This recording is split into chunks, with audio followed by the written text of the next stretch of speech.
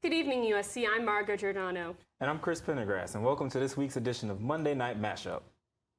Our lead story tonight, former Foreign Policies Advisor to Donald Trump, Carter Page, refused to either admit or deny that the FBI had interviewed him yet on the allegations that he was a foreign agent. Page shared with CNN that he has nothing to say about the ongoing investigation and not to jump to any conclusions. When asked if he was interviewed by CNN, he refused to answer as well. In other news, last week, Donald Trump signed a bill that allows states to withhold funds from organizations that provide any form of abortion services.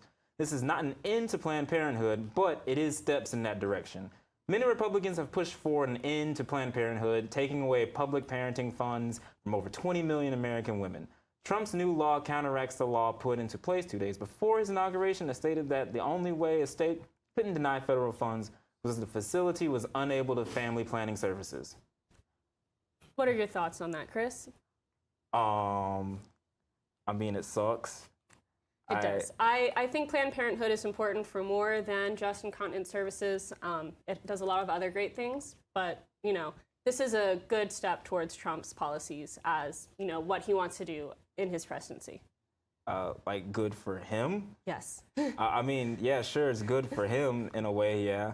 When I think about it, I kind of think about like that Dave Chappelle sketch that came on Netflix ago. And when he was talking about Planned Parenthood, and he was like, you know, Planned Parenthood is for people who don't plan stuff out at all. And, you know, it's always good to have a backup plan in case things go south. Like, I guess a lot of people think it's all just about one thing, and it's not. It's about, like, you know, many other things to help not only just, like, grown-ups in everyday lives, but like young people too, who maybe don't have all the information they need, and like, you know, put them in the step in direction where they need to go and be like, hey, you know, this is what's out there and here's what you need to know. And we don't want you, you know, running around like a chicken with your head cut off, not knowing what to do. Yeah. After the break, we will have Brett Williams with the weather, followed by John Dowdy with sports. Welcome back to Monday Night Mashup, everybody. I'm Brett Williams here with your weather. Now, Columbia's been recently calling itself the real southern hotspot, and this is why. 87 degrees as a high today, a long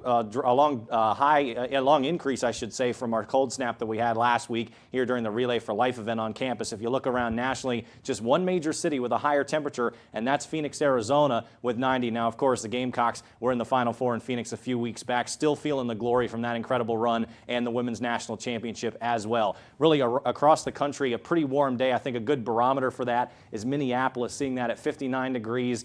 Pretty warm, I would say, for Minneapolis. And if you know it's slightly warm up there in the land of 10,000 lakes, then it's going to be a pretty warm day overall around the country. As we take a look at your 7-day locally, tomorrow could be a little bit dicey. Tomorrow, 60% chance of rain, some scattered storms coming in waves throughout the day. The first one will be from about 11 a.m. to noon, the other one around 6 o'clock in the evening. So if you're planning on going to the Gamecock baseball game against Davidson, keep an eye on that. Make sure you're getting there safely and make sure the game is still going to be played as scheduled. 40% chance on Wednesday as things start to taper off. And then look at these highs on Thursday and Friday, 88 and 90. So it's going to get really hot if you're going over to Discover USC, where all the students presenting on their research from this year. That's at the Convention Center, so at least the presentations are indoor, but you're going to have to walk over there, so be prepared with some sunscreen. Then for the weekend, 20% chance of rain throughout. If that doesn't rain, it's going to be a wonderful weekend with highs in the low to mid-80s. Now let's send it over to John Dowdy with your sports. Thanks, Brett. In the world of NBA, Isaiah Thomas scored a team-high 33 points for the Boston Celtics just a day after his younger sister died in a car wreck. The team had a pregame moment of silence for China Thomas, while Isaiah cried from the court with "Rip Lil Sis" written on his shoes. The Celtics ended up losing the game to the Bulls 106-102. Jumping across the pond to a league that most of you likely have never heard of, the Irish Premier League kicked off back in February. League leaders Cork City have taken the league by storm, winning their first 9 games en route to the best start since the 1998 team won their first 8. Breakout striker Shawnee Maguire has scored 11 goals in 12 appearances so far to lead the team. Today, the team competed in the second round of the EA Sports Cup, taking a 3-0 win away to Limerick FC. Gary Buckley, a Shane Tracy own goal, and Shane Griffin all tallied for the Leesiders. The team travels to Richmond Park on Friday to take on St. Patrick's Athletic. Classes will be wrapping up this week. We have dates you need to know coming up next. Thank you, Brett and John. As John said, the semester is finally coming to an end, with this being the last full week of classes. The last day of class will be next Monday. Tuesday will be an exam prep day, followed by the start of exams next Wednesday.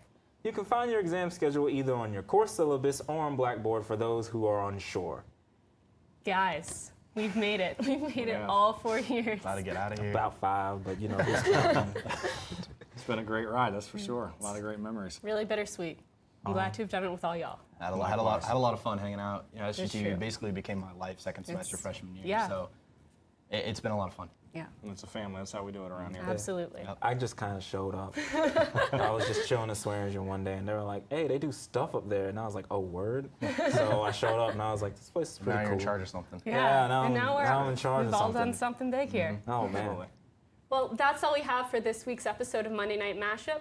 Make sure to follow us on Twitter for SGTV News 4. Thank you for joining us for our senior episode and for watching every Monday night. For SGTV, I'm Margot Giordano.